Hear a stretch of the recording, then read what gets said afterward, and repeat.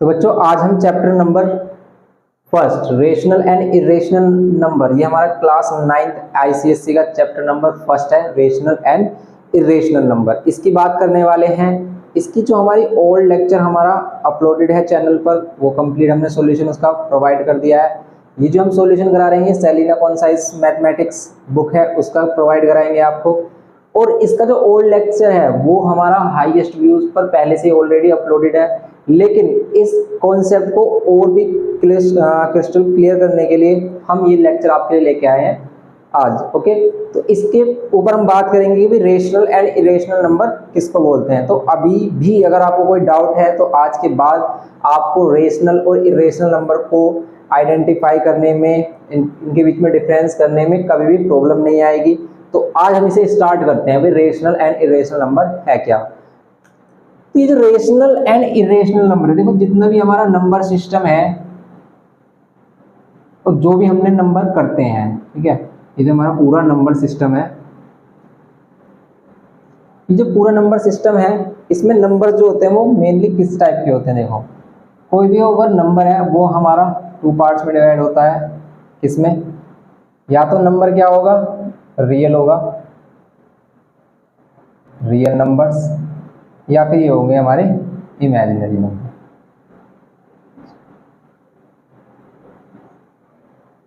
ये main two parts हैं किसी भी नंबर सिस्टम के। ओके, तो जो भी हम नंबर्स करते हैं, आज तक हमने जो भी नंबर देखे हैं वो नंबर टू पार्ट्स में डिवाइड होते हैं। या तो नंबर रेशनल होगा, मीन्स या तो नंबर रियल होगा या फिर इमेजिनरी। अब देखो हमें इमेजिनरी नहीं करना, क्लास 9th लेवल मतलब जो हमारा लेवल है, इस लेवल पर हमें क्या होता है, इमेजिनरी नंबर नहीं पढ़ना होता है, हमें करना है यहाँ पर रियल नंबर्स। रियल नंबर्स के बारे में ही हमें स्टडी करनी है। तो अब हम बात करते हैं भाई रियल नंबर। इमेजिनरी वाला जो नंबर है ये हमारा क्लास 11th में आता है, इसको हम आगे जो एक्सटेंड करते हैं, मतलब क्लास 11th से स्टार्ट करते हैं इमेजिनरी नंबर के बारे में जो हमारी स्टडी होती है। अभी हम रियल नंबर की बात करेंगे। अब देखो जो रियल नंबर्स हैं, आपने जो भी नंबर अब तक पढ़े हैं ना वो सभी रियल थे, इमेजिनरी नंबर आपने देखे ही नहीं अभी तक। अभी हम बताएंगे कि इमेजिनरी नंबर किसे भी कहते हैं, उसका भी एग्जांपल दें।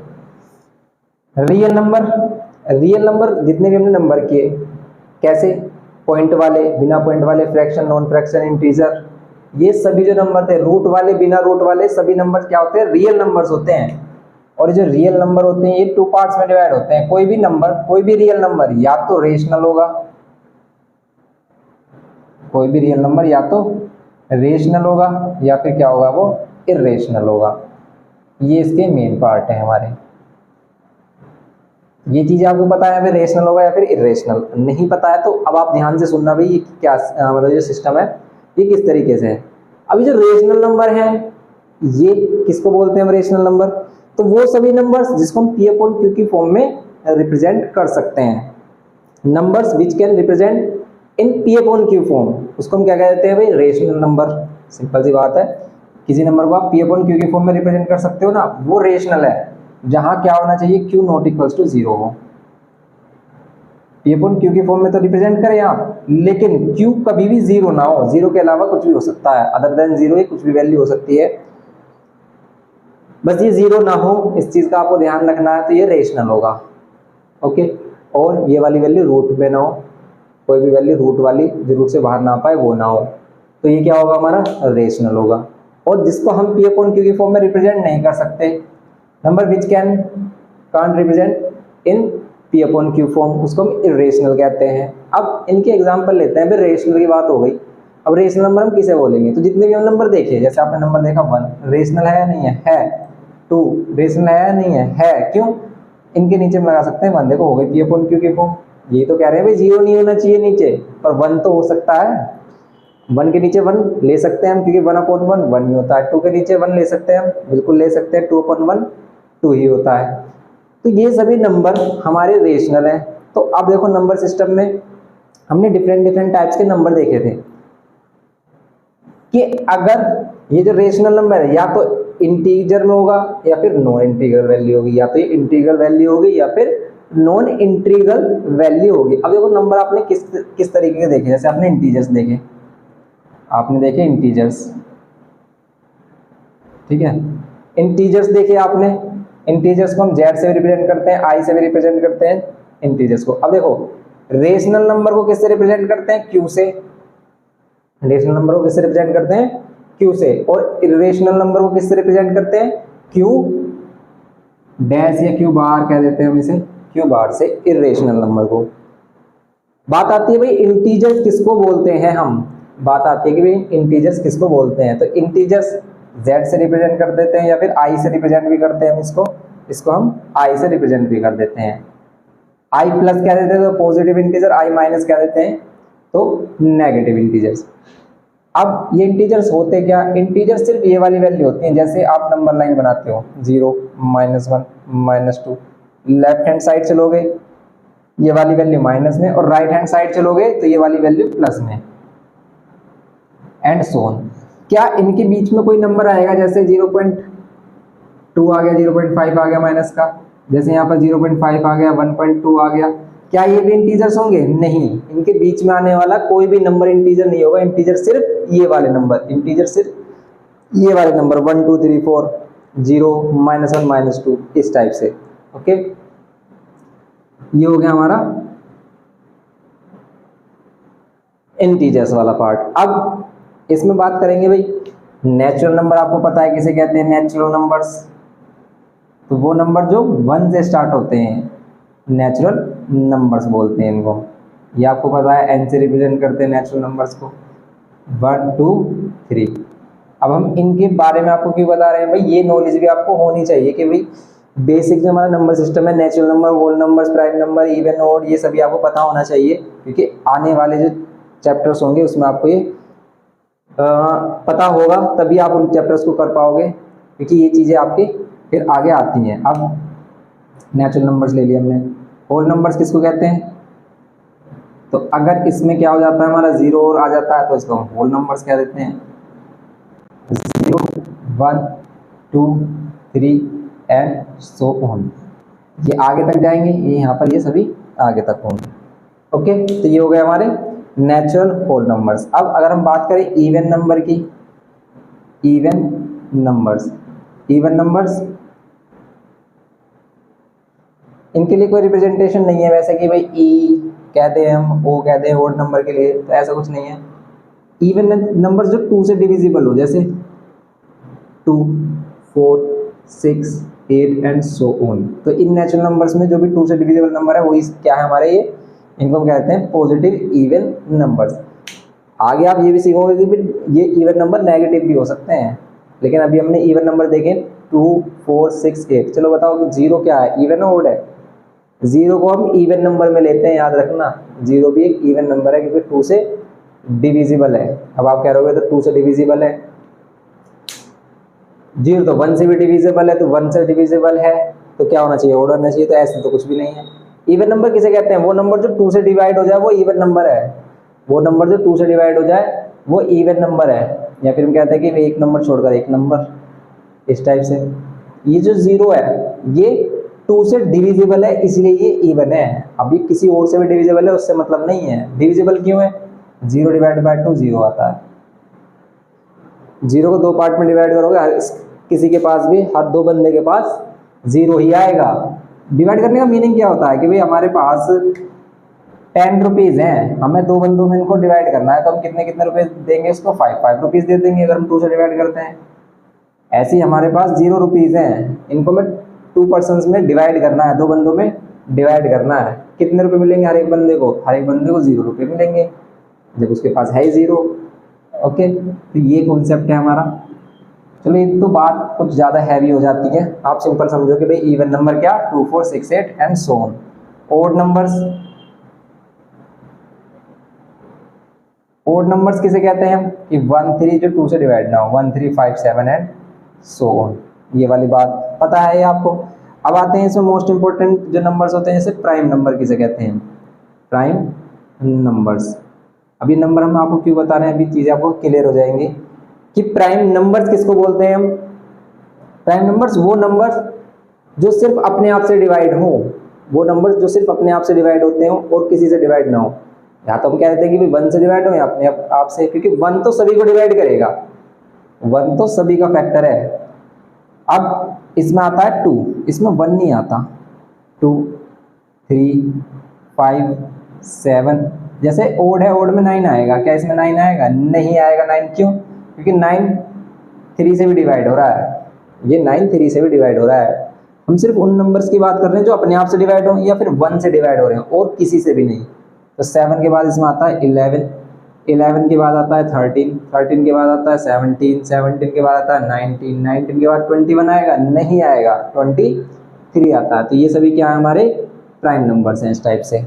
ओके, ये तो प्राइम नंबर्स की बात हो गई। अगर हम बात करें इसमें कंपोजिट नंबर किसे कहते हैं? कंपोजिट नंबर, इसको ध्यान से देखना आप कि कंपोजिट नंबर किसको बोलते हैं। कंपोजिट नंबर किसको बोलते हैं बताओ? कंपोजिट नंबर, एक तो भाई कंपोजिट नंबर की डेफिनेशन ये है कि वो नंबर जो प्राइम नहीं होते या फिर प्राइम नंबर्स को छोड़कर जो भी पॉजिटिव नंबर्स हमारे बच जाते हैं वो सभी क्या आते हैं? हमारे कंपोजिट नंबर में आते हैं।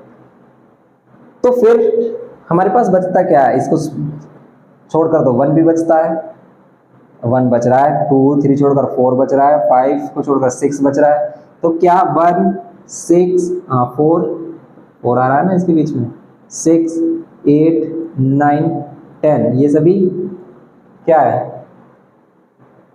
कंपोजिट नंबर है। हाँ ये कंपोजिट है, बस 1 नहीं है। 1 को ना प्राइम लेना ना ही आपको कंपोजिट लेना है। एक इसकी दूसरी डेफिनेशन है कि भी कंपोजिट नंबर उन नंबर्स को कहते हैं जिनके प्राइम फैक्टराइजेशन पॉसिबल है, जिसके फैक्टर प्राइम नंबर में आए। जैसे 4, जैसे 4 को लिख सकते हैं 2 × 2, जैसे 6 को लिख सकते हैं 2 × 3, जैसे 8 को लिख सकते हैं 2 × 2 × 2।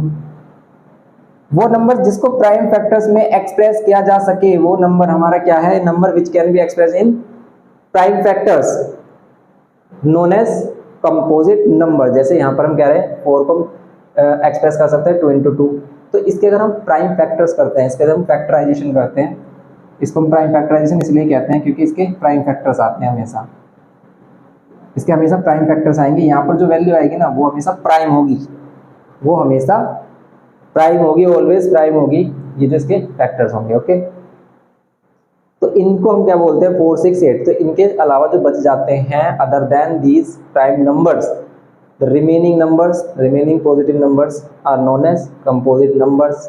सिंपल सी बात है। 1 को ना ही प्राइम लेना है ना ही कंपोजिट लेना, तो ध्यान रखना 1 को ना ही प्राइम लेना है ना ही कंपोजिट लेना है, क्योंकि 1 सभी का कॉमन फैक्टर आ रहा है। तो भाई ये सभी से के कॉमन मतलब फैक्टर आ रहा है, तो सभी के पास सभी के पार्ट बन रहा है, तो इसको हटा दिया गया है, इसको कंपोजिट और ना ही प्राइम कुछ भी नहीं लेना है। अब ये नंबर्स हो गए, ये बहुत ही अच्छे मतलब समझ में आया अगर आपको तो कमेंट करके बता दें कि भाई चीजें क्लियर हो गई हैं। इसके बाद कंपोजिट के बाद एक और आता है इसमें क्या? को प्राइम नंबर्स। को प्राइम नंबर्स, तो ये को प्राइम नंबर्स क्या सिस्टम है भाई? को प्राइम नंबर्स किसे कहते हैं?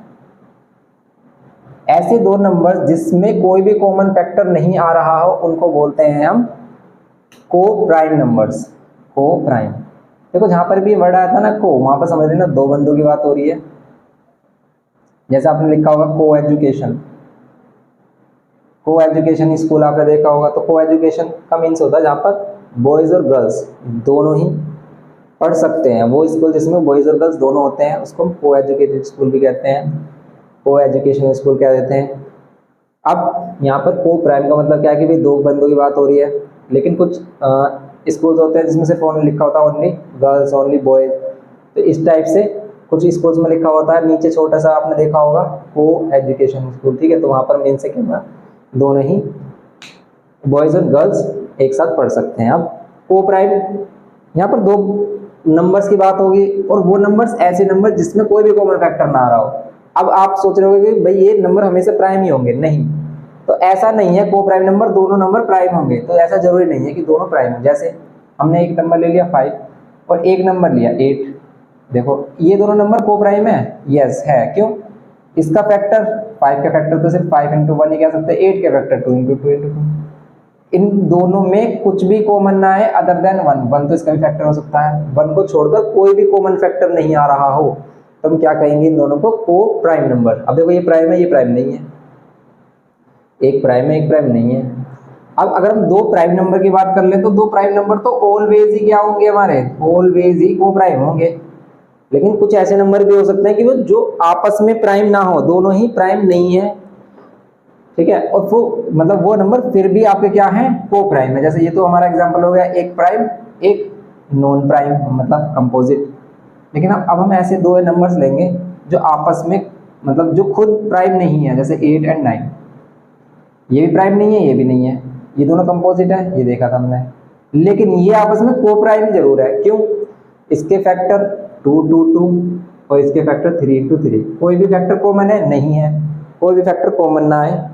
या फिर कह सकते हैं कि जिसका HCF क्या रहा हो, 1 आ रहा हो, उसे हम कहते हैं को प्राइम नंबर। दो नंबर्स का HCF अगर 1 आ रहा हो तो हम कहेंगे, क्या बोलेंगे, को प्राइम नंबर। HCF क्या आ रहा है, इन दोनों का 1 आ रहा है, क्यों, कुछ भी कॉमन ही नहीं है, 1 ही ले सकते हैं कॉमन। तो को प्राइम नंबर्स का HCF हमेशा 1 आता है। तो ये बात है। ये जो हमने आपको ये इतनी बड़ी चीजें, मतलब ये चीजें कराई है आपको, नंबर्स वगैरह सिस्टम, ये क्यों बताएं आपको? देखो ये जो नंबर्स आपने किए ना अभी तक, ये सभी नंबर रेशनल है, ये सभी नंबर रेशनल नंबर है। क्यों है रेशनल? सभी के नीचे 1 लगा सकते हैं।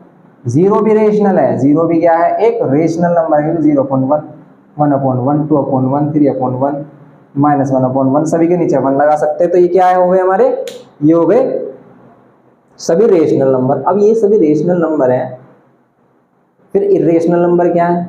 तो देखो अगर मैं एक छोटी सी बात बताऊं कि इरेशनल क्या है, इरेशनल वो नंबर जो रूट में आए और रूट से बाहर नहीं आ पाते। जैसे ये पर जो परफेक्ट स्क्वायर नंबर नहीं है, ठीक है, जैसे 2 रूट में रख दिया अगर हमने से, तो ये नंबर जो वैल्यू आएगी 1.414, ये ऐसी वैल्यू आती है, रिपीट होती रहती है, लेकिन एक परफेक्ट पैटर्न, एक एग्जैक्ट पैटर्न के साथ रिपीट नहीं होती। मतलब एक सेम वैल्यू इसमें बार बार रिपीट नहीं हो रही होती है, एक सेम वैल्यू इसमें अगेन एंड अगेन रिपीट नहीं हो रही होती है।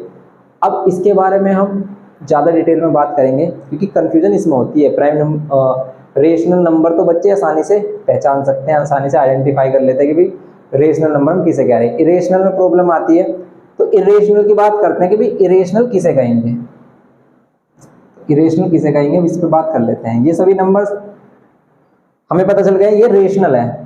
अब आगे चलते हैं, इसमें एक और सिस्टम है बस इसमें। तो ये हो गया हमारे पास क्लियर, इसको नोट कर लें आप। ये सभी जो नंबर्स आपको बताए गए हैं इंपॉर्टेंट है, इसको नोट कर लें आप और अच्छे से नोटबुक बनाएं, क्योंकि अब ये जो लेक्चर होंगे आपके लिए 9th क्लास के न्यू लेक्चर, इसमें आपका कॉन्सेप्ट क्लियर करने की कोशिश की जाएगी। हर वो क्वेश्चन करने की कोशिश की जाएगी जिसमें बच्चों को क्या आता है, डाउट आता है। अब अगर हम बात करें इसमें, देखो इरेशनल नंबर किसे कहते हैं, तो एक तो हमने छोटा कॉन्सेप्ट सीखा कि भाई वो नंबर जो रूट में, रूट से बाहर नहीं आ पा रहे, या फिर जिसको हम K/Q की फॉर्म में नहीं लिखते, वो सभी इरेशनल है। ये जो नंबर है ना, अब इसमें कुछ डेसिमल वाले नंबर की बात करते हैं, डेसिमल एक्सपेंशन, वही इसका मेन पार्ट है, इन दोनों का मेन पार्ट है डेसिमल एक्सपेंशन वाला। देखो इसको ध्यान से समझेंगे, डेसिमल एक्सपेंशन। आपने डेसिमल वाली वैल्यू देखी होंगी, जैसे आपने देखा होगा 2.5 देखा है आपने, 1.25, ऐसे कुछ नंबर देखे हैं आपने, ये सभी डेसिमल के नंबर देखे हैं आपने। कभी कभी ये भी नंबर देखा होगा जिसमें कोई सेम वैल्यू रिपीट हो रही होती है, जैसे 1.3333 देखा है। तो अब ये सभी नंबर क्या है, रेशनल है इरेशनल है? क्या आप बता सकते हो कि भाई ये सभी नंबर क्या है, रेशनल है इरेशनल है?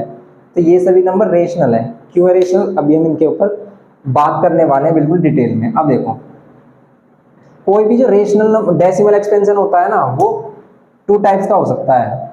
कैसे 2 टाइप्स का, कि भाई जो डेसिमल एक्सपेंशन है या तो हो सकता है टर्मिनेटिंग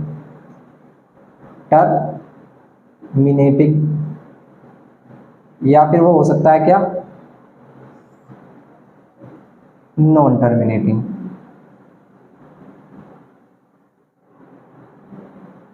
तो कोई भी डेसिमल एक्सपेंशन क्या है, या तो टर्मिनेटिंग है या नॉन टर्मिनेटिंग। अब ये टर्मिनेटिंग का मतलब क्या, जो टर्मिनेट हो जाए, जो खत्म हो जाए, जैसे ये नंबर है, तो इन्हें कहते हैं terminating decimal expansion, terminating decimal expansion. Okay, कैसे आते हैं, देखो जैसे आपने क्या कर दिया, यहाँ पर 25 लिया, यहाँ पर 8 ले लिया, डेसिमल एक्सपेंशन कैसा आएगा, टर्मिनेटिंग आएगा, मीन्स ये पॉइंट के कुछ डिजिट बाद पूरा परफेक्ट डिवाइड हो जाएगा। जैसे आप 25 से डिवाइड कर रहे हो, 25 को 8 से डिवाइड कर रहे हो तो 8 3 जा 24, 1 कैरी आएगा, पॉइंट लेंगे 10 हो जाएगा, 8 1 जा 8, ठीक है, ऐसे तो कर रहे हैं।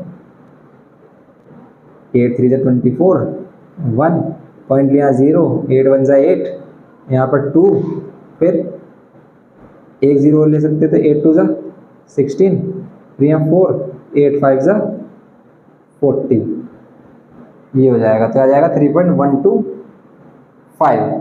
ओके, ये हो जाएगा 3.125, ये आगे वैल्यू, ये आगे हमारी टर्मिनेटिंग वैल्यू। और एग्जांपल ले सकते हैं हम इसके, जैसे आप ये ले लो, आपने लिया ये 1 2 5, यहाँ पर इसको डिवाइड कर दिया आपने किससे, 4 से डिवाइड कर दिया, क्या आएगा, 4 3 जा 12, 4 1 जा 4, पॉइंट लेंगे, 1 का 10 बन जाएगा, 4 2 जा 8, फिर 2 आएगा, 4 5 जा 20, ये आ गया हमारा टर्मिनेटिंग है। तो देखो अगर कोई भी फ्रैक्शन हमारी टर्मिनेटिंग है ना, आप उसे देखते ही बता देंगे कि टर्मिनेटिंग आएगी या नॉन टर्मिनेटिंग। कैसे, तो इसका रूल है क्या, कि अगर किसी भी फ्रैक्शन के डिनोमिनेटर की वैल्यू के फैक्टर अगर हम कर दें प्राइम फैक्टर्स, और उसके फैक्टर्स में सिर्फ क्या है 2 और 5 आए, तो वो हमेशा क्या होगी, वो हमेशा क्या होगी, टर्मिनेटिंग होगी, मीन्स वो डिवाइड कर देगी परफेक्ट। जैसे आप कोई भी बड़ी से बड़ी वैल्यू ले लो, इसको हमने डिवाइड कर दिया यहाँ पर 4 8 16 कुछ भी ले लो, जैसे यहाँ 16 ले लिया हमने, 16 के फैक्टर कर रहे हो तो 2 2 2 आ रहा है। अगर डिनोमिनेटर के फैक्टर में 2 और 5 दिखाई दे, 2 5 या फिर दोनों एक साथ, तब तो ये क्या आएगा, हमेशा टर्मिनेटिंग आएगा, मीन्स ये डिवाइड कर देगा। जैसे ये 16 से डिवाइड कर रहा होगा, देख सकते हो आप, 3 6 5 है, 16 2 जा 32, कैरी कितना आएगा 4, ऊपर से आएगा 5, फिर 16 3 जा 48 नहीं ले सकते, तो 16 2 जा फिर 32 लेंगे, ये 32, यहाँ पर 3 है 1, फिर पॉइंट लेंगे या 0, 16 कितने टाइम्स में, 16 9 जा तो हो जाते हैं 144, तो 16 8 जा लेंगे हम, 16 8 जा होते कितने हैं हमारे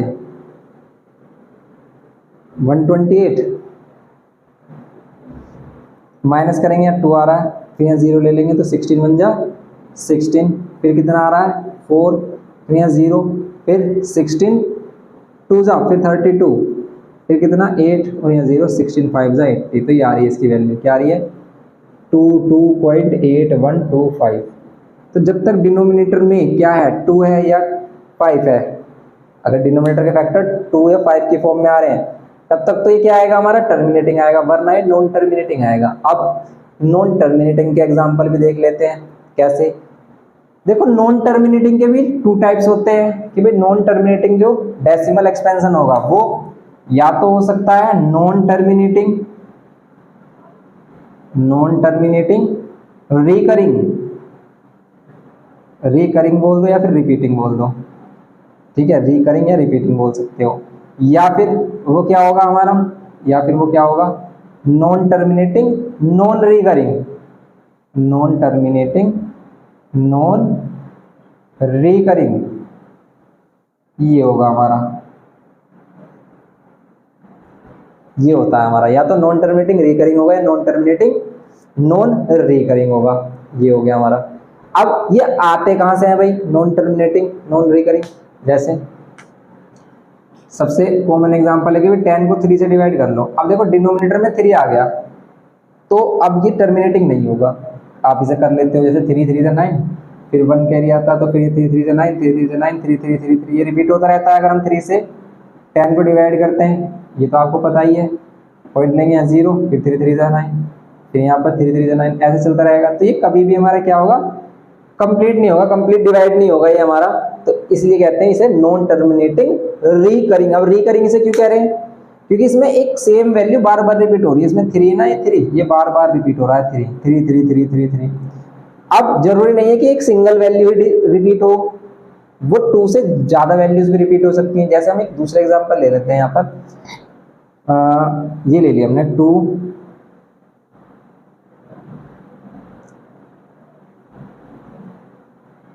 15 25, ये ले लेते हैं 6, अब देखो ये वैल्यू क्या आएगी। अब अगर आप इसको डिवाइड करते हो, किसको, 25 को 6 से, कितना आएगा, 6 4 जा 24, यहाँ पर 1, फिर पॉइंट लेंगे, फिर 0, 6 2 जा 12 होगा नहीं तो 6 1 ले लेंगे हम, फिर यहाँ 4, फिर 0 आ जाएगा तो 6 6 जा 36, फिर कितना आ रहा है 4, फिर 6 6 जा 36, यहाँ पर कितना आ रहा है 36 आ रहा है, फिर यहाँ 4, तो ये मतलब यहाँ 6 6 6 रिपीट हो रहा है, तो यहाँ पर क्या हो रहा है 4.6666, मतलब 6 रिपीट होता जा रहा है बार बार, again and again, 4.1666 and so on, यहाँ पर 6 रिपीट हो रहा है। और एग्जांपल ले लेते हैं हम, जैसे कि हम इसमें डिवाइड करके देख लेते हैं क्या, जैसे 11 से डिवाइड करते हैं किसी वैल्यू को, अगर हम 7 से डिवाइड करेंगे तो बहुत बड़ी वैल्यू आती है जिसका पैटर्न बनता है हमारा। जैसे हम 2/11 कर लेते हैं, 2 डिवाइड बाई 11, तो देखो 2 डिवाइड बाई 11 कर रहे हो आप, कितना आ रहा है 0.181818, ये सेम वैल्यू रिपीट हो रही है यहाँ पर 1818, इस टाइप से। तो इन्हें कहते हैं नॉन टर्मिनेटिंग रिकरिंग, जहाँ पर एक सेम वैल्यू बार बार रिपीट हो रही हो। लेकिन नॉन टर्मिनेटिंग रिकरिंग किसको बोलते हैं, नॉन टर्मिनेटिंग नॉन रिकरिंग, जहाँ पर ये वैल्यू टर्मिनेटिंग नॉन टर्मिनेटिंग तो हो लेकिन कोई सेम पैटर्न ना बना रही हो, सेम पैटर्न रिपीट ना हो रहा, कोई सेम वैल्यू बार बार रिपीट नहीं हो रही हो। जैसे नॉन टर्मिनेटिंग नॉन रिकरिंग में हमारा क्या आ जाता है, जैसे आप ले लेते हो √2 की वैल्यू निकालते हैं 1.414, ऐसे 3 समथिंग इसकी वैल्यू आती रहती है।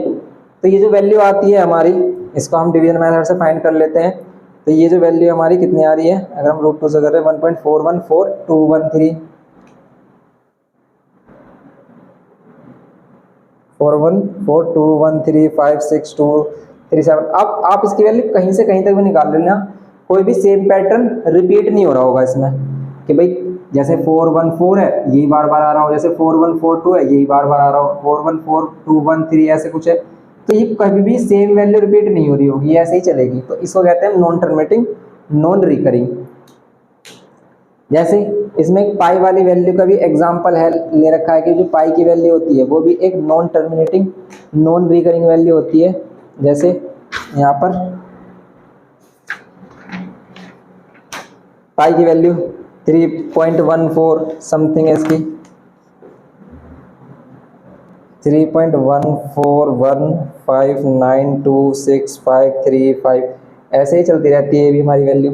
ओके, तो अब हम बात करेंगे कि भाई ये चीज़ें हमने क्यों बताई आपको। ये चीज़ें हमने इसलिए बताई, देखो ये डेसिमल है, इसको P/Q की फॉर्म में रिप्रेजेंट किया जा सकता है, यस इसी से तो बना है, ये इसी से बना है, तो इसका मतलब ये P/Q की फॉर्म में रिप्रेजेंट किया जा सकता है, तो इसलिए ये क्या है, रेशनल। तो जितने भी टर्मिनेटिंग डेसिमल है ना वो सभी रेशनल है, वो सभी क्या है, रेशनल। फिर अगर हम इसकी बात करें, ये भी तो P/Q की फॉर्म से आए हैं, ये भी तो P/Q की फॉर्म से आए हैं, देखो इसको P/Q की फॉर्म में लिख सकते हैं, तो ये भी क्या है, रेशनल। नॉन टर्मिनेटिंग रिकरिंग भी क्या होते हैं, रेशनल होते हैं, ये भी क्या होते हैं, रेशनल। अब नॉन टर्मिनेटिंग नॉन रिकरिंग क्या होते हैं, क्या ये P/Q की फॉर्म से आए हैं, तो देखो ये P/Q की फॉर्म में नहीं कन्वर्ट किया जा सकता है। अब आप सोच रहे हो कि भाई इसके नीचे 1 ले लो, जैसे हम इन सभी के नीचे 1 ले रहे थे पहले वाले नंबर्स के, तो ऐसा नहीं कर सकते हम। अगर हम √2 है इसके नीचे 1 तो जरूर ले सकते हैं, लेकिन इसकी एग्जैक्ट वैल्यू हमें पता ही नहीं है कि भाई पॉइंट हटा के हम नीचे कितनी जीरोज लेंगे जिससे कि हम इसे डिवाइड कर सकें। जैसे 1.5 है, भाई पॉइंट हटा के हमने नीचे 10 ले लिया, सिंप्लीफाई कर दिया, आ गई वैल्यू 5/3/2, तो ये क्या आ गया, हमारा P/Q की फॉर्म आ गई। लेकिन इसमें क्या करेंगे, पॉइंट हटा के कितने जीरो लेंगे, सिंप्लीफाई कैसे करेंगे। तो non terminating non recurring decimal expansion ही सिर्फ इरेशनल होते हैं, सिर्फ इरेशनल यही होते हैं। तो जितने भी अभी तक हमने नंबर्स किए हैं वो सभी नंबर्स में से सिर्फ ये इरेशनल है और कुछ भी रेशनल नहीं है, ये सभी रेशनल और सभी रेशनल। जितने भी हमने अब तक देखे इंटीजर नॉन इंटीग्रल वैल्यू वो सभी क्या है, रेशनल है। लेकिन ये जो नॉन टर्मिनेटिंग नॉन रिकरिंग वाली वैल्यू है ना, ये नॉन टर्मिनेटिंग नॉन रिकरिंग, यही सिर्फ क्या है, इरेशनल है और कुछ भी इरेशनल नहीं है। तो ये था इसका मतलब पूरा कॉन्सेप्ट हमारा ये कहता है इसका कि भाई रेशनल इरेशनल को हम कैसे आइडेंटिफाई करते हैं। तो अगर ये चीज़ें आपको समझ में आ गई ना, तो आपको कोई भी वैल्यू मतलब कोई भी क्वेश्चन में प्रॉब्लम नहीं आएगी। वैसे तो हमने इसके सभी क्वेश्चंस आपको प्रोवाइड करा रखे हैं जो हमारे लेक्चर्स यहाँ उस पर अपलोडेड है हमारे ओल्ड लेक्चर्स, लेकिन न्यू वे में भी हम आपको इसको बताने की कोशिश करेंगे, ट्राई करेंगे कि भी आपको सही से अच्छे से और भी ज़्यादा चीज़ें क्लियर हों। ओके, तो अब इसमें अगर हम बात करते हैं ये, अब देखो सिर्फ रूट वाली वैल्यू ही नहीं होती है, ये क्यूब रूट वाली वैल्यू भी हो सकती है। जैसे यहाँ पर क्यूब रूट 2 भी हो सकता है, वो भी क्या आएगा हमारा नॉन टर्मिनेटिंग नॉन रिकरिंग वाली वैल्यू देगा। क्यूब रूट, फोर्थ रूट, तो कोई भी रूट वाली वैल्यू जो रूट से बाहर नहीं आ पा रही है उन सभी को क्या कहते हैं हम, इरेशनल कहते हैं, उन सभी को हम इरेशनल कहते हैं। तो ये था हमारा नंबर सिस्टम का पूरा कॉन्सेप्ट। तो आई होप कि आपको ये चीज़ें थोड़ी बहुत समझ में आई होंगी। कुछ भी नहीं समझ में आए ना, इसको दोबारा से देखना, इसको दोबारा से देखना, आप सही से हर एक क्वेश्चन का एग्जाम्पल देखना और इनको करना, बुक की क्वेश्चन की प्रैक्टिस करना। ये सेम चीज़ें हमने class 10th chapter number 1 CBSE वाले जो बच्चे होते हैं उनके लिए भी बताई है। जो हमारा CBSE वाला चैनल है, अगर कोई भी आपका फ्रेंड CBSE बोर्ड से पढ़ रहा है, वो CBSE बोर्ड में, तो आप उसको शेयर कर सकते हैं। आपको लिंक डिस्क्रिप्शन बॉक्स में मिल जाएगा चैनल का, तो आप उसको शेयर कर सकते हैं। वहाँ पर हम CBSE वाले बच्चों के लिए जो मैथ्स का कोर्स है, मैथ्स के जो चैप्टर्स हैं वो करा रहे हैं। तो बस आपके लिए आज हम इतना ही रखते हैं। आप कमेंट करके बताना कि आपको समझ में आया या नहीं। ओके, मिलते हैं नेक्स्ट लेक्चर में। Thank you.